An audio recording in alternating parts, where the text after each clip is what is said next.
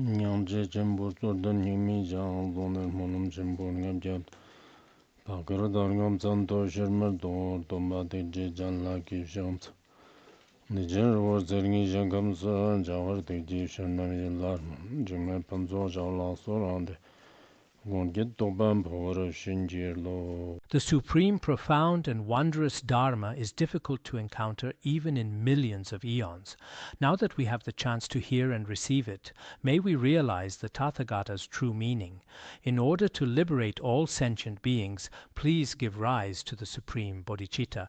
Next, we will continue to study the Udāna Sutra. The Udāna Sutra consists of 4 volumes and 33 chapters, and we are currently going through the 14th chapter.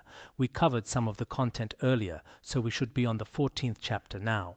If you cannot find a virtuous friend who shares your noble conduct, do not take a fool as a companion. Instead, walk steadfastly alone. As we discussed yesterday, a steadfast practitioner should find a virtuous friend. If you find such a friend, you can overcome your afflictions, maintain proper mindfulness and awareness, and develop many good qualities. But if you cannot find a virtuous friend, it is like a king leaving his kingdom behind, and you should go to the mountains to practice alone. We covered this yesterday. Today we will explain this principle further, which shares a similar meaning. If you cannot find a virtuous friend who shares your noble conduct. In our Dharma practice and in daily life or in everyday life, if we cannot find a virtuous friend who holds right views, maintains good conduct, and has a vast motivation, a friend who possesses noble qualities that are equal to or greater than our own, such a spiritual teacher or friend we should definitely seek and rely on. But if we truly cannot find one, and this is more common than we might think, as Sakya Legshi reminds us, out of 100 people, there might be one brave person. But as for wise people, they are extremely rare, even among thousands.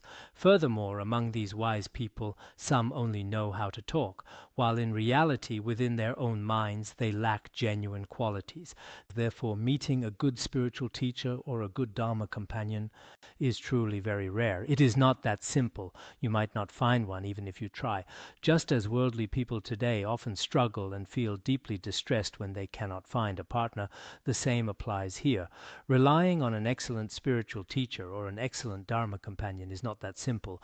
If you cannot find a good Dharma companion to rely on and practice together with, sharing your daily life and activities, then it is better to walk alone. Do not take a fool as a companion. It is best not to let a foolish person become your companion. Here, a fool does not necessarily mean someone who lacks intelligence. Some people do not believe in karma, have no faith in the 3 jewels, and lack even basic worldly virtues. There are individuals whose behavior is extreme. It is truly beyond imagination. You cannot find even a trace of wholesome roots or virtuous qualities in their mind stream. From such people, not only will you gain no benefit, but they might even lead you into a dangerous and difficult path. Therefore, these foolish individuals should not be your companions. In that case, it is truly important to walk your path alone and with determination to go to a quiet place where you can practice in solitude. It is truly better to have no companion than to walk with the wrong person. Regarding this story, there once was a monk who really wanted to rely on a noble being, to follow a great spiritual teacher, but he had not been able to find one. He searched everywhere but had no success. Later he went to the Buddha and asked, "I really want to find a good spiritual teacher, but I just can't find one. What should I do?" The Buddha then took him to a wilderness, an empty place without people. There they saw a herd of elephants, and among them was an elderly elephant. It seemed the other elephants did not want to follow it, so it went alone to a quiet place, eating green grass and drinking pure water, living its life freely and comfortably. Then the Buddha used this analogy to tell the monk, if you truly cannot find a spiritual teacher, please do not associate with unwholesome friends. You should firmly persevere in virtuous practices on your own. After that, the Buddha spoke this verse and the following one, speaking 2 verses in total. So what is the main point here? During our spiritual practice, it is indeed very difficult to find a good spiritual teacher. We often think this way. For example, personally, when I first arrived at Larungar, I was fortunate to meet His Holiness Jigme Phuntsok Rinpoche. Otherwise, given my views and behavior at that time, I would have just followed whoever I met. It is not just me. Many of the older Dharma friends from those days feel the same. When we chat privately now, we often say, we were lucky to meet a good teacher. With things being so complicated back then, it would have been easy to go down the wrong path. So I think each of us should ideally choose someone whose view, meditation, and conduct are relatively pure and flawless. Having such a Dharma companion is very important. Otherwise, many of us today might just have friends we only eat, drink, and have fun with, what worldly people call fair-weather friends. Monastics living at Larungar do not have these kinds of drinking and partying buddies. But as for worldly people, basically, when you are successful and prospering, they will eat and drink with you. Yet, when you encounter disasters or suffering, they ignore you and run away. There are many people like this. Some people might encounter unwholesome friends who can deeply disrupt their practice. Originally, your faith, compassion, and many good qualities in your mind were constantly increasing. But the moment you meet this person, it is like crops being struck by a hailstorm. Everything is completely destroyed in a very short time. This is a truly sobering reality. If many of us who are among unwholesome groups are influenced by what they say and do, we will not gain any benefit at all. Some people may not seem harmful at all on the surface. They take care of you, show concern in many ways. Yet despite all that warmth, their words and influence will eventually lead you down a negative path. This is something we must be very careful about. So in the past, Patrul Rinpoche also said that if we spend time with people who have strong desires, our own desires will grow as well. If you meet someone with a lot of anger and associate with them, then your own anger will also increase. On the other hand, if you interact with people who have pure minds and faith in the Guru and the Three Jewels, and you spend time with them, these virtues within your mind stream will naturally continue to increase. So while we are learning and practicing, solitary practice is often the most beneficial. If there are 2 of you, it is best to find a truly good spiritual friend. I remember when His Holiness Jigme Phuntsok Rinpoche was approaching his parinirvana, I was teaching Open the Door to Mind training at the time. There is a quote by Master Repa Shiwaur in it. I remember it being quite wonderful. It says, you can achieve enlightenment practicing alone, and 2 friends together can cultivate good karma. It means that one can attain Buddhahood by practicing alone. If there are 2 people, provided your companion is a good spiritual friend, you can practice virtue together. 3, 4, or more people bring causes for desire and anger, so I prefer to stay in solitude. 3 or 4 people together might often get distracted. When there are too many people, it often becomes less than ideal for practice. For example, in a dorm room, if 3 or 4 people are together, they might start out studying on their own. But after a while, one person listens to music or watches a video, and soon enough someone will say, why don't we go out and have some fun? When too many ordinary practitioners go out and waste some time in imperceptible ways, it is actually not very helpful for practice. So it is said here that it is better to not have companions and to continue practicing on your own. Now, if you remain alone, does it mean you will be lonely and miserable? Actually, that is not the case. The practitioners mentioned here all practice in solitude, and practicing in solitude does not mean you never speak to anyone or completely cut off contact with the world.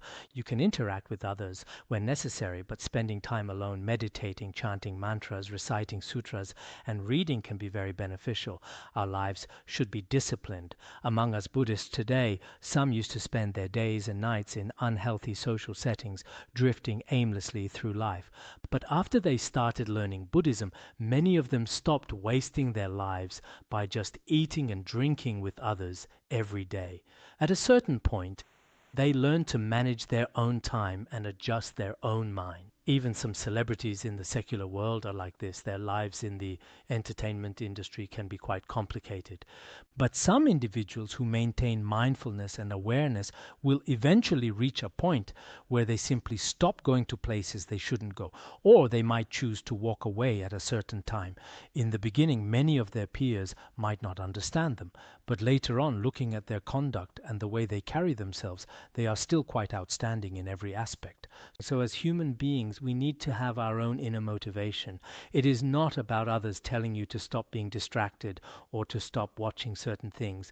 You should reach a point where you realize you cannot keep hanging out with these people, living and eating with them all the time. Otherwise, the small amount of merit from study, reflection, and meditation and pure discipline that you have worked so hard to cultivate could unconsciously be destroyed if you keep following them.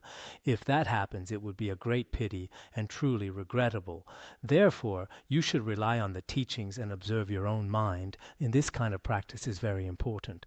So it is mentioned here that it is best not to associate with foolish people. A negative companion can certainly lead us astray.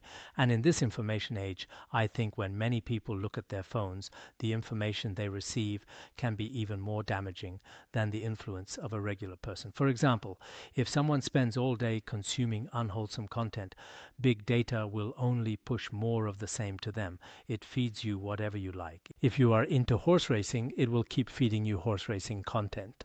I notice that whenever people from my hometown check their phones, they are often watching horse racing or bullfighting, whatever you like. Big data will push that exact content to you. In this way, it might be even more powerful than a bad friend, because these short videos can gradually shape your mind and views. Your mind and views become entirely shaped by these unhealthy culture. Slowly, your right views are entirely, completely eroded. So sometimes we see that for past masters, the obstacles to their practice were mostly external people and environments. But in our current era, it is very likely that for each of us, the phones and iPads we hold in our hands are the real obstacles. If you look at these screens all day, some studies suggest that elderly people who watch short videos all day are more prone to Alzheimer's disease. A person from Canada told me that they are very worried about their parents or their siblings. Scientists have found that adults who spend all their time on short videos may actually face negative impacts on their longevity. This is probably a natural consequence for us as well. Even if we only have a little bit of time when we practice virtue or meditate, half an hour can feel quite long. But if we drown ourselves in distracting information before we know it, our precious time has completely slipped away. So sometimes we might need to apply a degree of conscious self-discipline so that gradually we become used to it. Nowadays I see many monastics who do not touch or carry phones at all. I truly rejoice in their virtue. They basically avoid contact with any electronic devices. From the perspective of practice, avoiding these devices is extremely beneficial for them. However, from a worldly perspective, if you go out to buy some cabbage, not having a phone can be a bit inconvenient. If you use traditional cash, it can be hard for the other person to find change. There are many times when it is inconvenient. But regardless, for a genuine practitioner, there may actually be more harmful influences today than ever before. The device we carry in our hands every day can be far more harmful than we realize. It constantly disrupts our mind stream. This is something we should all pay attention to. However, if you are in the habit of using these devices to access meaningful and insightful content, you might also be able to learn a lot in a short amount of time. This is also true, and we cannot deny it entirely. Matang gunbi langbo tar semcher kirde chigberked. It is better to travel alone than to keep company with the foolish. Like the lone elephant in the Matanga forest, travel solitarily with fewer worries. The meaning here is quite similar to what was discussed earlier. The first line says it is better not to associate with the foolish. In the previous stanza, it was in the third line. The meaning here is exactly the same. It is better to travel alone than to keep company with the foolish. This means it is best not to take foolish people as companions. It is much better to travel alone. This is the best way, and it is preferable to be in solitude. rather than walking alongside these foolish individuals. This is just like what was mentioned earlier, like Matanga. Matanga is the name of a place. There used to be some hermits living there. Because of these sages, the place came to be known as Matanga, or perhaps the sages recited mantras there. Later on, this place called Matanga was completely destroyed by fire, so that is why it is called Matanga. In any case, Matanga eventually became uninhabited. It became completely empty. Herds of elephants lived in this area. There were no towns nearby. After the fire, only open land remained. As for the elephants here, in the very first stanza we studied earlier, the first stanza from today, the story mentioned an elephant.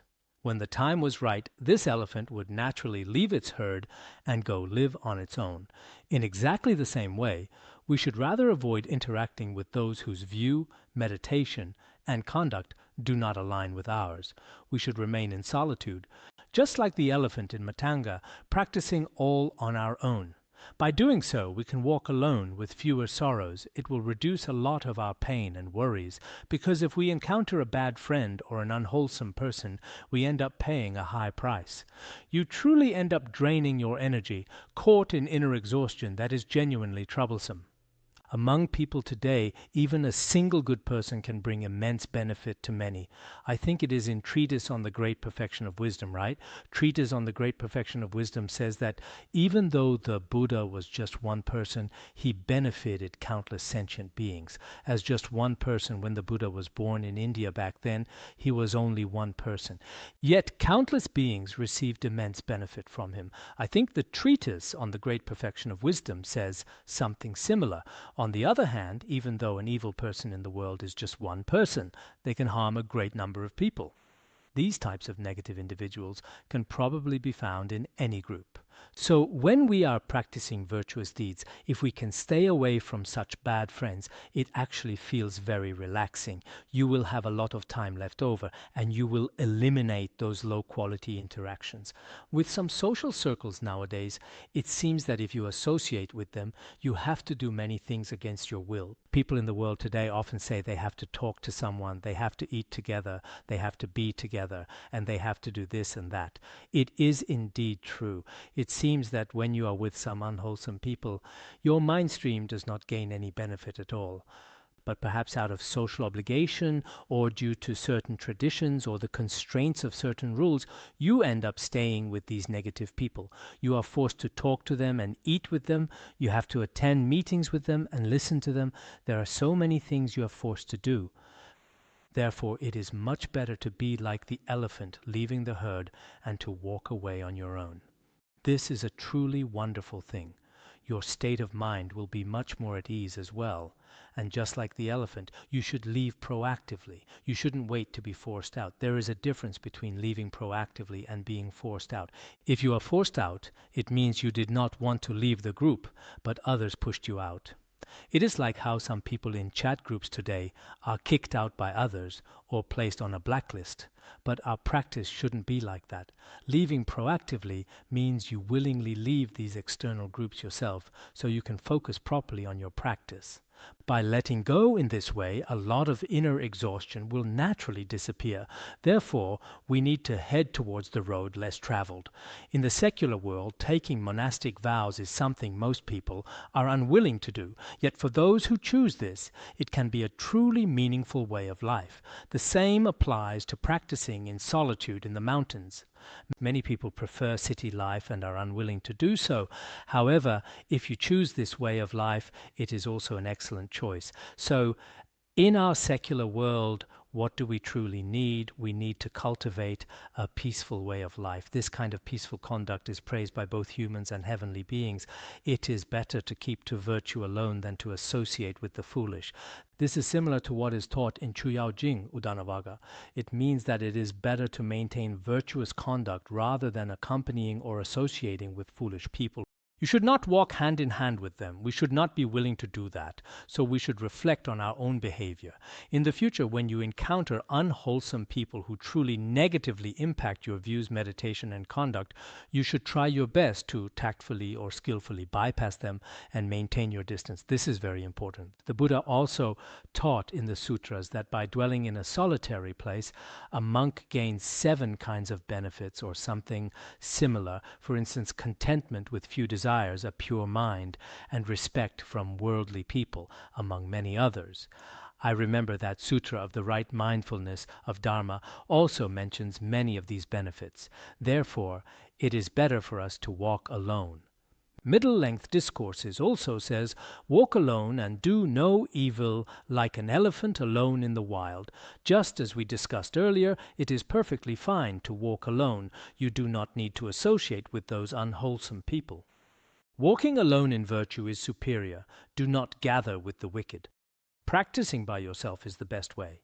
Do not gather or associate with bad influences. Associating with them is simply meaningless. So, looking at these teachings, in the future, whether we are monastics or lay practitioners, as we live in this world, we will indeed encounter such negative people. We should try our best to be mindful. If, due to your work or some special arrangements, you truly cannot avoid them, then you must hold firmly to your own views. Sometimes I see that our study, reflection, and meditation are very important, truly very important. Nowadays, some people speak about Buddhism and say many things that sound plausible but are actually wrong. Personally, I am not affected by this at all. I feel quite okay about this. While I dare not say my practice in this life is excellent, my views will not be swayed, because on the internet today regarding Buddhism, Vajrayana, or even one's own root guru, many people out of jealousy, ignorance, or various ulterior motives are constantly slandering them. But amidst all this slander, when I observe my own mind, it seems completely unshaken. No matter what others say or how they present things, toward my root guru, I will not generate any negative thoughts toward him, and not even the slightest doubt will arise. And toward the true Dharma, whether Sutrayana or Vajrayana, I will not have any doubts either. There is absolutely no doubt. I never wonder if the Dharma I practice is incorrect, or if there is a problem with it, or feel that what they say makes some sense. Such thoughts cannot arise in my mind even for a single moment. They might appear to use sharp reasoning and talk a lot about specious arguments, but the more they speak, the more unwavering my faith becomes. I think many of us are like this too. Having received long-term Buddhist education, especially having studied the 5 great treatises, we have also gone through a process of seeking knowledge that requires great asceticism and hardship.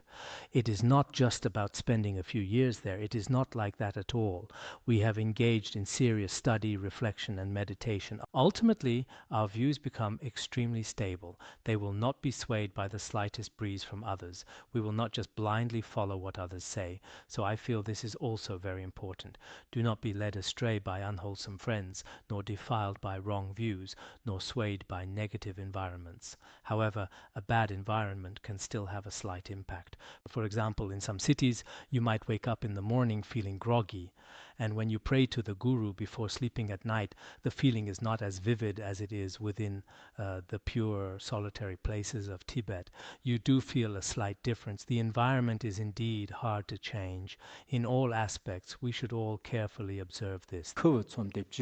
This is the end of chapter 14. Below is the chapter on mindfulness. Whoever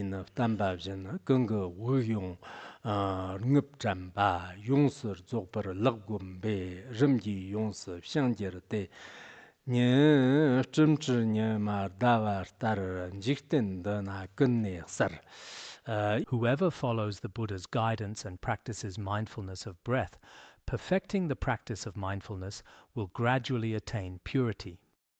Like the sun and moon emerging from clouds, they will illuminate this entire realm.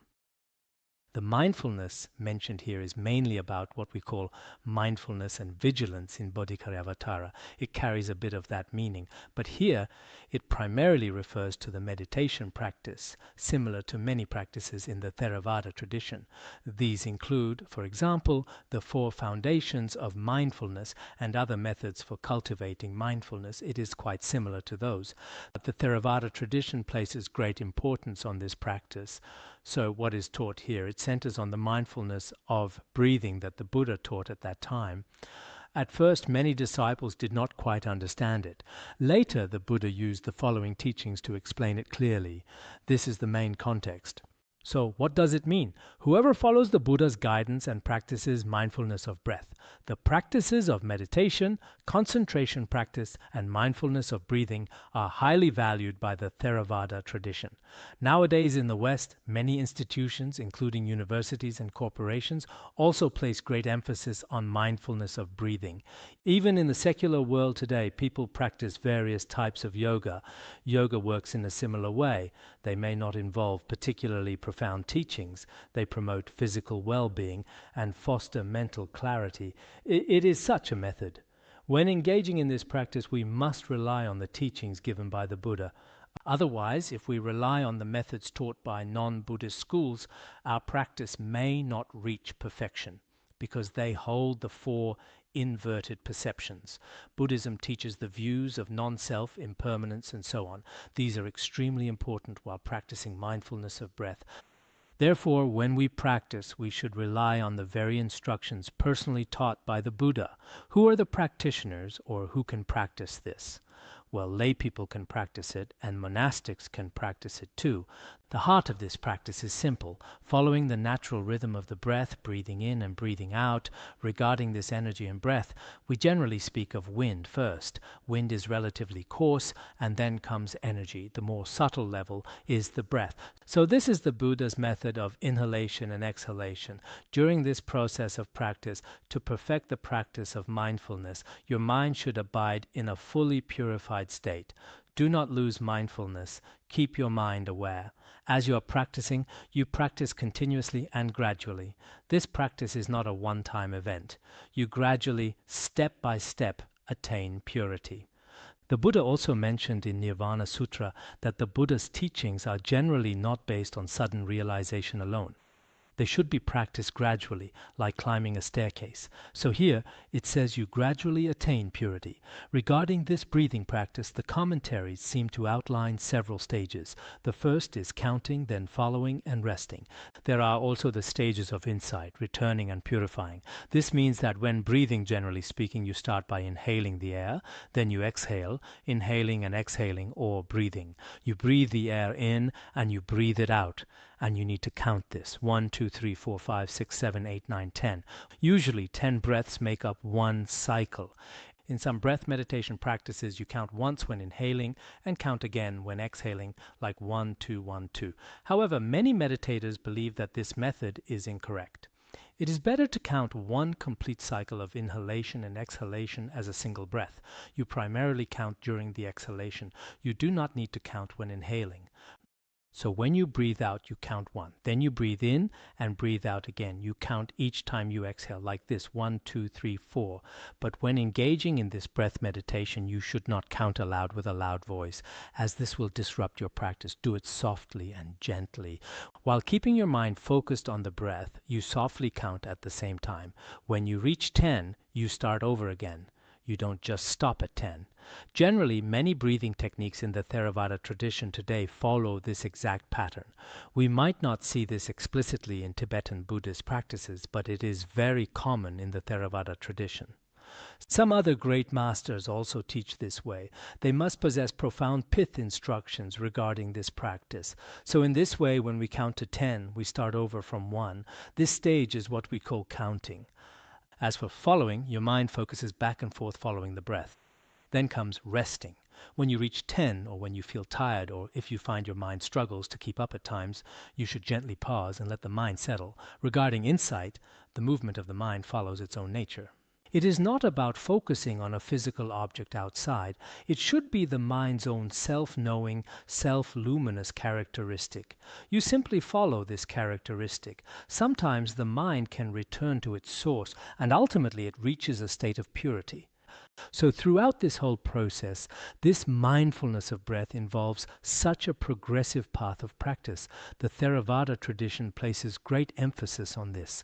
As we share these teachings with others, it is worth keeping in mind. For many people today, starting with the 3 jewels and formal refuge can feel like a significant step. But if you introduce meditation in a school or workplace setting, people tend to be much more open to it, because some people have religious faith and some people do not, but they all want their bodies and minds to feel relaxed and to experience a state of meditative peace. In that case, teaching this breathing method according to the practice in Udāna Sūtra is a very wonderful approach. If you practice gradually like this over time, just like the sun and moon emerging from the clouds, your mind will become bright and clear in this world. You will make significant progress in a short amount of time. Therefore, this kind of practice actually has a few distinct characteristics. One is that anyone can practice it. It is quite open. Unlike in Vajrayana, where you must receive an empowerment and follow many constraints, it has none of those. Regardless of gender or age, anyone can engage in this meditation. Furthermore, to practice it, you don't need to prepare any specific items. You don't need a preliminary empowerment or extensive specialized teachings. It is not required at all. You don't need any equipment at all. As long as you can breathe, you can practice it. As for breathing, every one of us, as long as we are alive, we are definitely breathing. Generally speaking, a person takes over 20,000 breaths a day, right? We definitely take over 20,000 breaths daily. So you can integrate this practice into your daily life. Moreover, with this breath meditation, if you practice it every day, your mind will be able to settle down. Many people nowadays say that they cannot calm their minds, and that the more they meditate, the more rampant their conceptual thoughts become. However, many practitioners generally meditate for about 5 to 10 minutes, then let their minds relax a bit, and then meditate for another 5 to 10 minutes. But if you find it hard to maintain focus, please do not blame yourself. Many people today feel that if they cannot meditate properly, it means their karma is too heavy. Actually, for many people, the vast majority of people I meet often complain about themselves. They say they have received empowerments, but halfway through their preliminary practices, they just couldn't continue anymore. But you shouldn't feel sad about it. Having finished half, you should actually praise yourself for having already completed that much. If there is only half left to go, why do so many people focus on the negative? It is just like the analogy of the water in a glass. Optimistic and pessimistic people have completely different attitudes toward the same glass of water. This was mentioned in our exam a couple of days ago, right? It should have been in there. So why do we test you on this? Why is there an exam? You all need to be more optimistic going forward, right? Even if you feel you cannot continue your practice, practicing just a little bit is truly acceptable. Please do not blame yourself. Nowadays, most practitioners often think that although they have received empowerments, they haven't practiced diligently. They feel ashamed and consider themselves lazy. They think they are ignorant and their greed is overwhelming. They feel their anger is too strong. They completely fail to recognize their own progress, such as the fact that some of these negative tendencies have already diminished. If you think this way, the more pessimistic you become, the harder it is to practice. Ultimately, you might even develop depression. Developing an anxiety disorder would be even more troubling. Then you really won't be able to practice at all. Therefore, even if we only manage a tiny bit of practice, I feel it is very valuable. For example, in the secular world, when some monastics return to lay life, many people look down on them or criticize them. But even if they only kept pure ethical discipline for 100 days, they have still accumulated great merit. And some people engage in preliminary practices, as I just mentioned, practicing just a little bit. For instance, someone might vow to recite the Vajrasattva mantra 400,000 times. If they haven't finished it and only reached 200,000 times, they might sink into deep sadness, but they shouldn't. You should rejoice that you have completed 200,000 recitations. I believe believe that practicing even a little bit is better than doing nothing at all. If you weren't doing this, you would likely be creating negative karma. By engaging in this virtuous deed, the merit you gain is boundless and immeasurable. The same principle applies to breath mindfulness. Regarding other practices, many people I meet actually practice quite well, yet they feel deeply ashamed. They say their conceptual thoughts are so heavy, they can only focus for 10 minutes. Once it hits 20 minutes, they lose it completely. Their minds are all over the place and they feel incredibly ashamed. They feel utterly despondent. Actually, even if we only practice a tiny bit, it is exceptionally rare. Look at how many people there are in the world. Those who genuinely practice the true Dharma are very few. In such a world, even practicing just a little is wonderful. Regarding our virtuous actions, we need to have confidence in our capacity for practice. Without this confidence, you simply cannot continue your practice. So even if you make a vow, you might not finish it completely. Back in 1986, everyone made a solemn vow to recite the Manjushri mantra 100 million times. But 10 years later, when His Holiness asked about it, many Khenpos hadn't even finished 1 million recitations. His Holiness then said that if it was truly impossible, when we hold tsok offerings, we should join the Sangha for the Manjushri tsok. By doing that, the accumulated recitations could be greatly increased. For a period of time after that, we all participated in the Tisok offerings on the 10th day of every lunar month. We later calculated that it was almost enough, because with so many monastics, the merit is multiplied tenfold, then tenfold again. For example, if 100 of us are here, and we each do 10 prostrations at night, the merit multiplies continuously. In this way, you receive at least the merit of 100 people doing those prostrations. How many prostrations do we do at night? 20 should be doable, right? In this way you gain the merit. Therefore we sometimes need to comfort ourselves and find ways to multiply our merit. This way, when our time comes to pass away, we won't view ourselves as burdened with misdeeds or as bad people. There is no need for that. Sometimes it is really better not to blame yourself, okay? The following verse says, because there is so much in the Tibetan text, when summarizing it in Chinese, it is sometimes a bit difficult to translate. There is a correction that should be made here. The text actually says standing, not walking. Whether standing, sitting, or reclining, one settles the body and mind. A monk who abides in mindfulness attains the difference between before and after. This means whether we are standing, sitting, or lying down, we settle our body and mind. We keep both the body and the mind still. Through all of this, if a monk abides in mindfulness, they will gain this difference between before and after. That is what it means.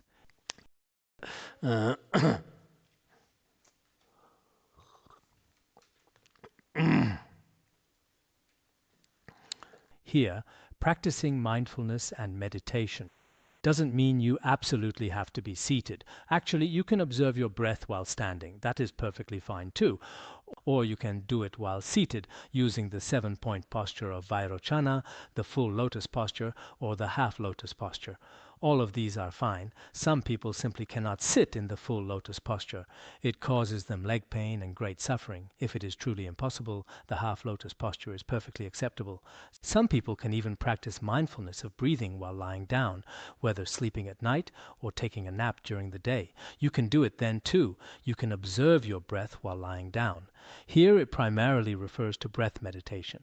It also mentions keeping the body and mind still. Keeping the body still means not being distracted or moving around, because when the body is still, the mind becomes still. A still mind allows your inner realization to manifest. Furthermore, when the mind is still, it prevents various wrong conceptual thoughts from arising. In fact, the body and mind actively influence each other. When the body is at ease, the mind is at ease. When the mind is disturbed, the body becomes restless.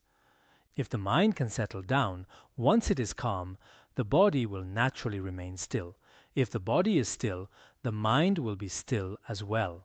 Generally speaking, beginners find it very difficult to maintain mental focus while walking or moving around. However, once your practice reaches a certain level, you can maintain mindfulness in all activities, walking, standing, sitting, or lying down. Therefore, during these times, as a monk, which broadly refers to any practitioner, meaning all practitioners, both monastics and lay people, though in a strict sense, it refers to ordained monks. So as a practitioner, one should constantly cultivate such mindfulness. By cultivating this mindfulness, what does one attain? It is the difference between before and after. Previously, you might not have had a very good spiritual state, but after practicing this, after practicing mindfulness of breath, you will gain great benefits. It can be understood this way, or before could refer to the in-breath and after to the out-breath. The difference between the inhalation and the exhalation is that they are arising and ceasing. They are impermanent. Through this, you truly experience the truth of impermanence. Actually, observing the breath is an excellent method for settling the mind, because in this era, many people's bodies and minds are disconnected. What does this mean? Your body may be sitting right here in the Dharma hall, as the words of my perfect teacher so vividly puts it, yet your mind has long since flown far away. Or you might be thinking in your mind, what should I eat when I get home tonight? Or you have been reflecting on how you were in the past. Being absent-minded is this kind of situation. So if we observe our breath, over a long period of time, it becomes very easy to guard our own minds. This is also very important. Furthermore, if we consistently observe our breath in this way, observing the breath is actually a very subtle and refined practice. Then at this time, you will develop great faith and understanding in the truth that all phenomena are impermanent. Because it is constantly arising and ceasing, you have no choice but to breathe. And during each breath, if your mind stays entirely focused on it, eventually you will develop a deep sense of insight into your whole life. Whenever I go back home, I rarely find time to practice. In the past, when I went to Thailand, I joined the local monastics and went into the forest with them. I requested their guidance and sat in meditation by their side. Basically, I learned how they practice. It seemed that in a very short amount of time, I had some kind of feeling. Nowadays, we know many people, including some celebrities, businessmen and entrepreneurs who go to certain places for meditation retreats. During their meditation retreats, they are not allowed to bring their phones or other personal items. For 10 days, everyone meditates together. It is just like the group meditation practices in the Chan tradition of Han Buddhism in the past. Now, in places like Malaysia, Hong Kong, Guangzhou, and many other locations, they also practice this breath meditation. Regarding this breath meditation, when they finish the retreat, they emerge feeling deeply rejuvenated. I only went into the forest once or twice to practice meditation on the foulness of the body and mindfulness of breath. I was just roughly imitating them, but at the time the feeling was quite nice. For the people doing this today, basically for a week or 10 days, they don't even touch their phones. Aside from having simple meals, they practice breath meditation day and night. When they return, their bodies and minds feel very relaxed for a period of time. Many of their illnesses disappear, and many of their afflictions and previous anger fade away. I know someone with a fierce and reactive temper. Then he told me he was going to practice meditation of breath. I asked him, when you observe your breath, will you go to lose your temper with those around you? Later, when he came out of the retreat, he said he didn't argue with anyone, and his mind had become much more peaceful. That was his actual experience. So this kind of practice truly has an effect. You gain this difference between before and after. This kind of focused practice is wonderful. Why? Because through this training, the mind doesn't focus on the past or the future. It stays entirely in the present moment. This breath meditation anchors us fully in the present moment. If your mind wanders, of course, that simply means your practice is not yet stable. But if your mind doesn't wander, you are observing right in the present moment. Therefore, it is a very subtle, very grounded, and very direct method of practice. This practice is very beneficial for our bodies and minds. So if everyone has the time and the interest, you can look into it. This is also a teaching of Shakyamuni Buddha. It is a teaching that can truly bring immense benefit to many of us. So when we engage in this practice, we will find it very meaningful. Next, it says,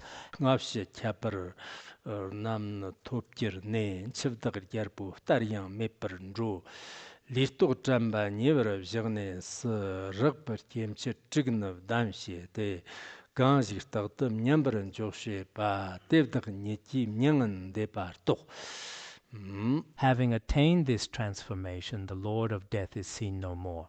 By practicing mindfulness of the body and withdrawing the 6 sense bases, whoever constantly abides in this state will personally realize nirvana.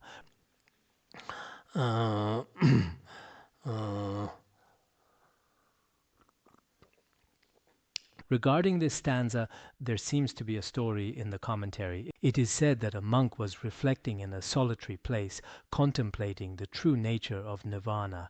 He thought about it constantly. Eventually, he asked the Buddha what nirvana is truly like. The Buddha replied that nirvana is inexpressible. It is like trying to show various colors to a blind person. It would be of no use. It simply cannot be done. By the same token, generally speaking, nirvana cannot truly be conveyed through ordinary means. You can only personally realize the state of nirvana through practice. You must practice and experience it yourself. It is something you attain on your own. The Buddha then urged, "Please listen carefully," and went on to speak the following verse. What does it mean? It refers to achieving this transformation. As I mentioned earlier, this involves the contemplation of arising, ceasing, and impermanence. When genuinely practicing meditation of breath, or indeed any other practice, we should gain some genuine experience from it. I hope everyone here, whether practicing impermanence, preliminary practices, or any other teaching, especially while you are young, should gain some personal experience. Rather than merely understanding it in theory, you should truly experience something for yourself. You will realize that all phenomena are indeed impermanent, and that the blessings of Guru Rinpoche are truly boundless. Like drinking water and knowing for yourself whether it is cold or warm, personally experiencing this is very important. If you have achieved this transformation, the Lord of Death is seen no more. This means you no longer need to fear the Lord of Death. He can no longer overpower you. Of course, this doesn't mean you will never physically experience death. That is not the meaning. Usually when facing the Lord of Death, those of us with afflictions are terrified. We completely lack confidence at the end. But if you have truly attained genuine realization through practice, the Lord of Death can no longer truly harm you. You have already deeply understood the impermanence of birth and death. As Milarepa himself once said, "At first I feared death, but after practicing in solitude, that fear left me." So regarding the Lord of Death, speaking in colloquial terms might sound a bit strange, but we can indeed phrase it this way: the Lord of Death is seen no more. What is this practice? By practicing mindfulness of the body, we take our own physical body as the object. We begin meditating primarily on the mindfulness of the body. During meditation, we withdraw the 6 sense bases. This is because, relying on the body, there are actually 6 sense bases. These 6 sense bases consist of the 6 sense faculties and the 6 sense objects, which then give rise to the 6 consciousnesses. The 6 sense bases consist of the 6 inner and 6 outer bases. The 6 inner sense bases are the eye, ear, nose, tongue, body, and mind. The 6 outer sense objects are forms, sounds, smells, tastes, tactile objects, and mental objects. If you want to withdraw these sense bases, how do you do it? You begin practicing by relying on pure ethical discipline. You engage in the breath meditation mentioned earlier.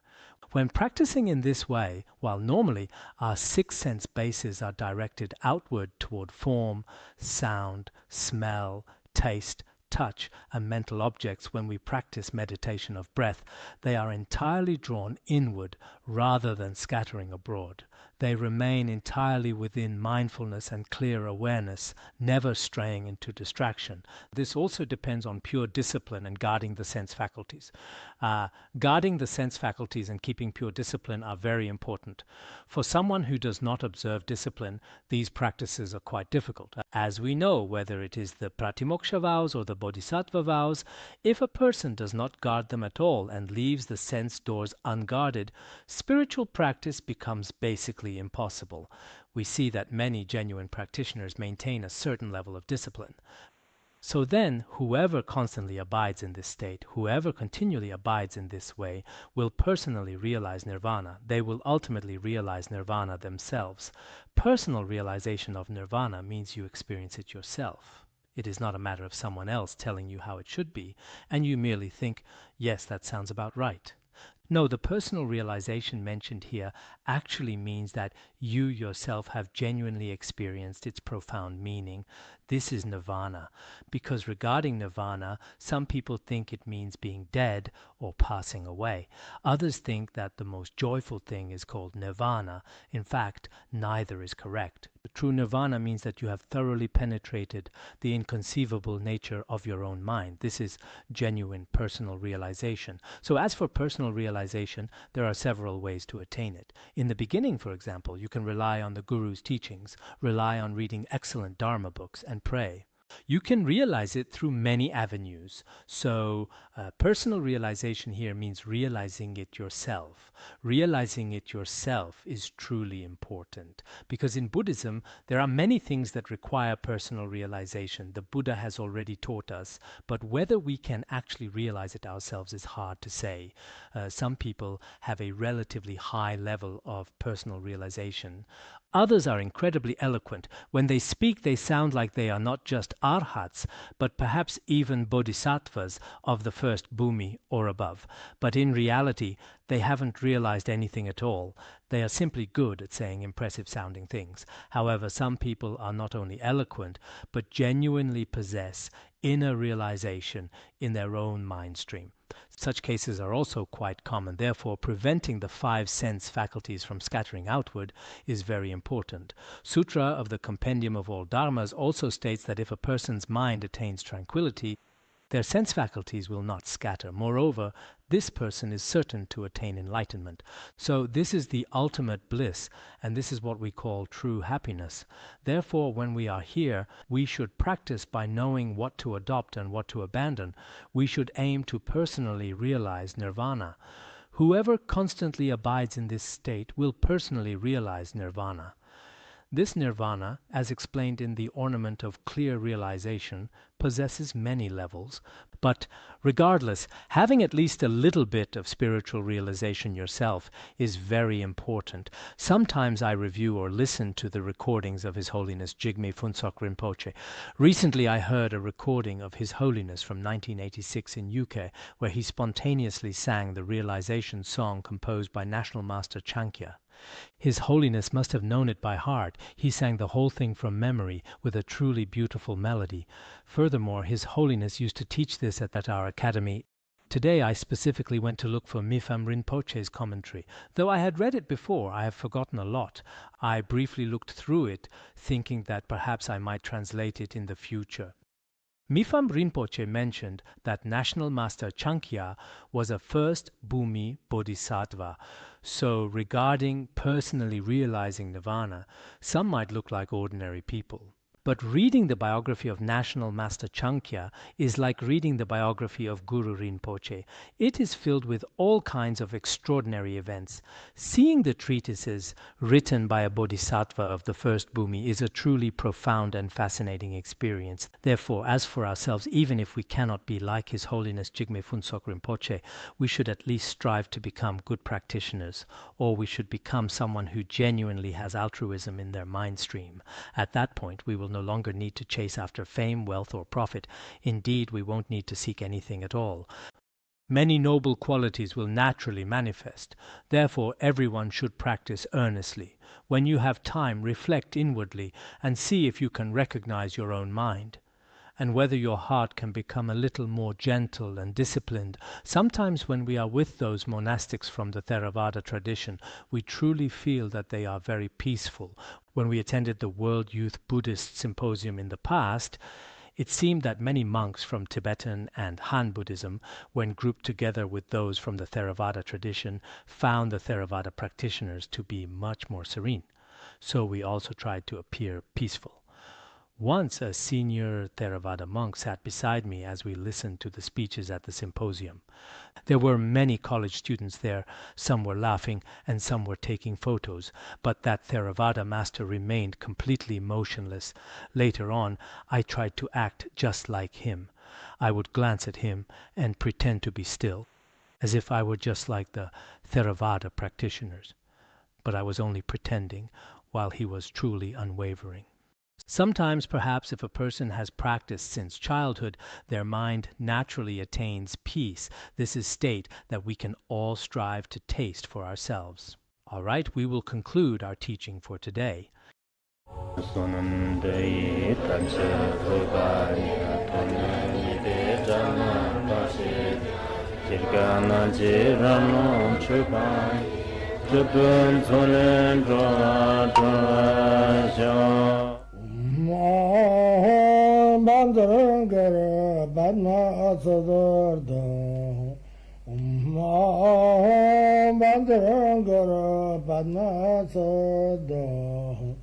Om